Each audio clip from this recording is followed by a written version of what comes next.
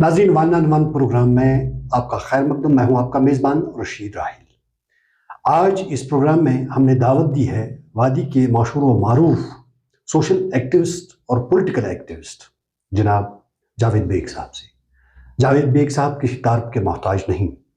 हाल ही में जावेद बेग साहब ने अक़वाम मुत्तहिदा के इंसानी हकूक़ कमीशन के हवाले से जो मीटिंगें हर साल होती है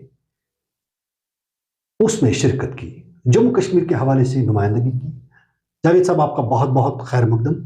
आपसे जानना चाहते हैं कि आपने अक़वाम मुत्तहिदा जाकर जम्मू कश्मीर के हवाले से अपना पॉइंट ऑफ व्यू सामने रखा। क्या लग रहा है आपको इंसानी हकूक़ के हवाले से?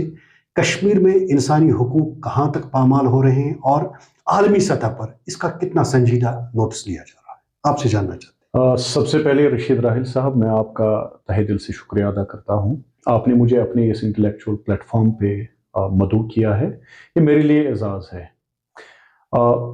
United Nations human rights commission के 54th सेशन में शुक्र है और रब का मुझे बुलावा आया और मुझे मौका मिला वहाँ पे पार्टिसिपेट करने का। और मैंने वहाँ पे 4 इंटरवेंशंस की सब कॉन्टिनेंट के हवाले से। और मेरा जो मेन वहाँ पे इंटरवेंशन था वो ग्रेटर जम्मू कश्मीर लद्दाख का जो विजन है उसके हवाले से। चूँकि ह्यूमन राइट्स का सेशन हो रहा था, इंसानी हुकूकों का, तो मेजर जो मेरा फोकस था तो वो इंसानी हुकूकों पे ही था। देखिए रशीद राहिल साहब, 47 पे मैं आपको लेके जाना चाहूँगा। 47 से पहले जम्मू कश्मीर और लद्दाख, जिसे हम ग्रेटर जम्मू कश्मीर लद्दाख, ये अनडिवाइडेड था। बदकिस्मती कहिए या 47 में ब्लंडर कहिए, जिसकी वजह से जम्मू कश्मीर के 3 हिस्से हो गए। एक हिस्सा जो गैर कानूनी तौर पे हमारे पड़ोसी मुल्क पाकिस्तान के पास है, जो एक बहुत ही बड़ा बेशबहा कीमती हिस्सा है, गिलगित और बल्तिस्तान। ये 2 डिविजन्स है और करीब करीब 10 डिस्ट्रिक्ट्स पे मुनहसर है। एक वास्ट एरिया है और पाकिस्तान को, आज के पाकिस्तान को चाइना के साथ कनेक्ट करता है। इनफैक्ट सी पैक जो बिल्कुल गैर कानूनी तौर पे चाइना और पाकिस्तान ने वहां पे तामीर किया। गैर कानूनी इसलिए कि वो हमारी ज़मीन के, हमारी ज़मीन है, हमारा हिस्सा है, ग्रेटर जम्मू कश्मीर लद्दाख का हिस्सा है। और जो इल्हाक हमारे बुजुर्गों ने किया था 47 में, वो अप टू गिलगित बल्तिस्तान, जो बिल्कुल वाखान जो अफगानिस्तान और पाकिस्तान का एरिया है वहां तक है। और यहाँ हमारे साइड में बराबर लखनपुर तक, आप अंदाजा लगा सकते हैं कि कितना बड़ा एरिया है। और बहुत ही एक बहुत बड़ी रियासत थी, इसमें कोई दौरा नहीं है। बिल्कुल, ये तवारीख है और बहुत ही इंपॉर्टेंट है स्ट्रैटेजिकली। अब हमारे लोग हैं, अगर गिलगित और बल्तिस्तान में, मुजफ्फराबाद में या जम्मू में, पुंछ रजौरी में, किश्तवाड़ डोडा में या फिर करगिल लद्दाख में कहीं पे कोई भी मसला हो, मामला हो, जम्मू कश्मीर के हर फर्द का ये मुझे लगता है एक ज़िमनी, इखलाकी, मजहबी और आईनी जिम्मेदारी होनी चाहिए कि हम उस वक्त आवाज उठाएं। कहीं पे भी जम्मू कश्मीर लद्दाख के, इंक्लूडिंग गिलगित बल्तिस्तान पीओके, किसी भी फर्द के साथ अगर कभी कोई ज्यादती होती है, आपको और मुझे और हमारे सारे दोस्तों को, साथियों को उस वक्त आवाज उठानी है। इसी तरह मैं मुल्क भर के लोगों से ये गुजारिश करना चाहूंगा कि हमारा इल्हाक, जो ग्रेटर जम्मू कश्मीर लद्दाख का इल्हाक यूनियन ऑफ इंडिया के साथ बराबर वाखान के सरहदों तक हुआ है, वो हिस्सा इस वक्त गैर इखलाकी तौर पे, गैर कानूनी तौर पे हमारे पड़ोसी मुल्क के पास है। आप कुछ हिस्सा चाइना के पास भी है, उन्होंने भी थोड़े बहुत बिल्कुल अक्साई चीन। मैंने चूंकि ज्योग्राफी पढ़ी है, करीब करीब वो जो एरिया है वादी कश्मीर के बराबर वो एरिया है। हालांकि आबादी बहुत कम है वहां पे, लेकिन वो भी स्ट्रेटजिकली बहुत इंपॉर्टेंट एरिया है। और इंटरनेशनल ट्रीटीज को बिल्कुल उन्होंने दिन दहाड़े वायलेट किया है, चाइना ने भी और हमारे पड़ोसी मुल्क पाकिस्तान ने भी। मैं एक और बात यहाँ पे बावर करना चाहूँगा। पिछले 3 महीने से आप चूंकि बहुत पढ़ते हैं और आपकी नज़र है आलमी सतह पे, आपने देखा होगा गिलगित और बल्तिस्तान में पाकिस्तान की एडमिनिस्ट्रेशन ने एक तो पिछले 77 साल से उन्हें कोई आईनी हक नहीं दिया है। گلگت اور بلتستان کے لوگوں میں سے کوئی بھی پاکستان کے پارلیمنٹ میں نہیں جا سکتا ہے. آپ اندازہ لگا سکتے ہیں آج کے دنیا میں جہاں ہم حقوقوں کی بات کرتے ہیں, جہاں حقوقوں پہ پورے دنیا میں بڑے بڑے پلیٹ فارمز پہ بات ہوتی ہے, انسانی حقوقوں کو تحفظ دینے کی بات ہوتی ہے, بڑے بڑے انٹلیکچوئلز ایک ساتھ آ کر بڑے پلیٹ فارموں پہ بڑے طرز پہ بات کرتے ہیں, لیکن وہی ہمارے اس خطے میں سب کانٹیننٹ میں ہمارا ایک حصہ, ہمارے ملک کا حصہ, ہمارے جموں کشمیر لداخ کا ایک حصہ ہمارے پڑوسی ملک کے زیر قبضہ ہے, اور وہاں پہ انہیں ابھی تک کوئی آئینی حق نہیں ہے. یہ ایک بات ہوئی, and this is on record. دوسری بات, وہاں پاکستان کی ایڈمنسٹریشن نے ایک بڑا ہی کنٹروورشل ایک ایکٹ نافذ کرنے کی کوشش کی 2-3 مہینے پہلے, جس کا انہوں نے ایکٹ کا نام رکھا ہے توہین صحابہ ایکٹ. حالانکہ وہ ایکٹ وہاں گلگت اور بلتستان میں مائنورٹی کمیونٹی میجورٹی میں ہے, مطلب شیعہ برادری اور اسماعیلی برادری کے لوگ میجورٹی میں ہیں. ان کا ماننا ہے, آپ نے آن ریکارڈ دیکھا ہوگا, کہ پاکستان ہمیں سوتیلی ماں کی نگاہوں سے دیکھتا ہے کیونکہ ہم دوسرے طبقے کے ہیں. پاکستان کے جو میجورٹی سیکٹ کے جو ہمارے بھائی ہیں, دوست ہے, ان سے انہیں کوئی گلا نہیں ہے, لیکن پاکستان کی ایڈمنسٹریشن انہیں بالکل مائنورٹی سیکٹ کی نگاہوں سے ہی دیکھتے ہیں اور انہیں ٹریٹ بھی کرتے ہیں. اسی بات کو مد نظر رکھتے ہوئے پاکستان کی ایڈمنسٹریشن نے وہاں پہ ایک بہت ہی دقیانوسی ایکٹ پاس کیا, جسے تحفظ صحابہ بلاسفیمی ایکٹ بنایا, اور جس میں وہ کسی بھی شیعہ برادری کے کسی بھی مذہبی رہنما, سیاسی سماجی رہنما کو بلا کسی جواز کے بلاسفیمی ایکٹ لگا کر جیل میں ڈال دیتے ہیں. ایک پرومیننٹ شخصیت ہے جن کا وہاں یو این کنونشن میں بھی میں نے ذکر کیا, وہاں آغا باقر الحسینی صاحب ہیں, ان کو بلا کسی جواز کے انہوں نے بلاسفیمی کا ایکٹ ڈال کر FIR ڈال کر جیل میں رکھ دیا ہے. ایک ہمارے ساتھی ہے وہاں پہ, تجمل حسین ان کا نام ہے, ایک اسکالر ہے, ریڈ کراس سوسائٹی کے پریزیڈنٹ ہے, اسٹوڈنٹ ایکٹیوسٹ ہے, ان پہ NSA ڈال دیا کیونکہ وہ بھی اس ایکٹ کے خلاف پردرشن کر رہے تھے. انہیں سینٹرل جیل منتقل کیا گیا.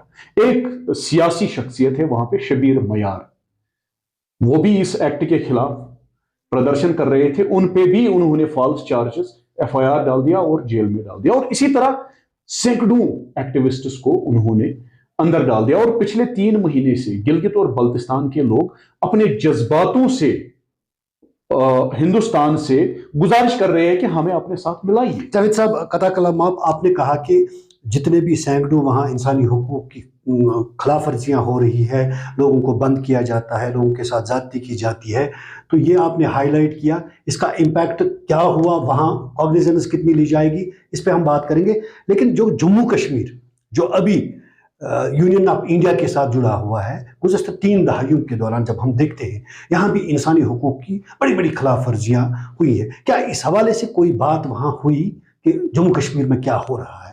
دیکھیے, آج کے پریزنٹ سینیریو میں اگر دیکھا جائے, ہیومن رائٹس کے تحفظ کے بارے میں جموں کشمیر ماشاء اللہ مجھے لگتا ہے سب کانٹیننٹ میں نمبر 1 پہ ہے. پچھلے 4-5 سال سے کہیں پہ بھی آپ سے میں یہ سوال کرنا چاہوں گا, کیا کہیں پہ بھی آپ کو کوئی ہیومن رائٹس وائلیشن دکھی؟ میں ایک سوشو پولیٹیکل ایکٹیوسٹ ہوں, ساتھ ہی ساتھ میں ایک رائٹر ہوں, ٹی وی ڈیبیٹر ہوں, انٹرنیشنل پلیٹ فارمز پہ ہمارے 5 پنڈت بھائیوں کو مارا گیا, صحیح, ہمارے ایک سکول ٹیچر کو مارا گیا, بالکل, اور بھی بہت ساری ایسی چیزیں ہیں جو ہمارے ریکارڈ میں ہیں یا جو ہم نے دیکھا ہے, بالکل, یا اور بھی کہیں پہ کچھ زیادتیاں ہوئی ہیں. کیا ان کے بارے میں آپ نے بات کی کہ صرف آپ اس سائیڈ والے جموں کشمیر نہیں؟ یہ بالکل آپ نے ایک وجہ بات کہی, وہ ایک ہیومن رائٹس وائلیشن ہے, لیکن اس کے ذمہ دار کون ہیں؟ یہ تو بالکل ایک نمایاں حقیقت ہے کہ اس میں ہمارے پڑوسی ملک کا ہاتھ ہے.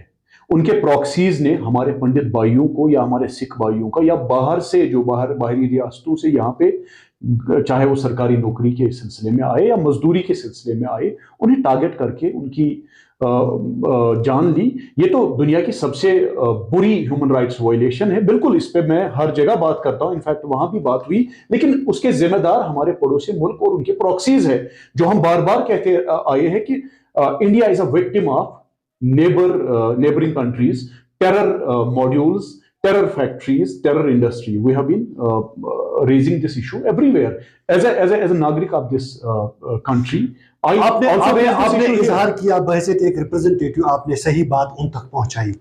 क्या लगता है आपको वहां जाकर कि जो इतने बड़े आलमी इदारे हैं कितना इम्पैक्ट पड़ता है, या क्या इस पे खाली सिर्फ रिपोर्टें बनती है और वो फाइलें फिर अलमारी में बंद रहते हैं, या उस पे कोई काम भी बाद में हो रहा है? क्या आपको क्या लग रहा है वहां जाकर? मैं रशीद राहिल साहब, मैं पूरा उम्मीद हूँ इतने बड़े प्लेटफॉर्म पे जहाँ पूरी दुनिया के मुख्तलिफ मुल्कों से, मुमलिकतों से इंटेलेक्चुअल्स आते हैं, बात करते हैं वहां पे, और बात करने से ही बात बनती है।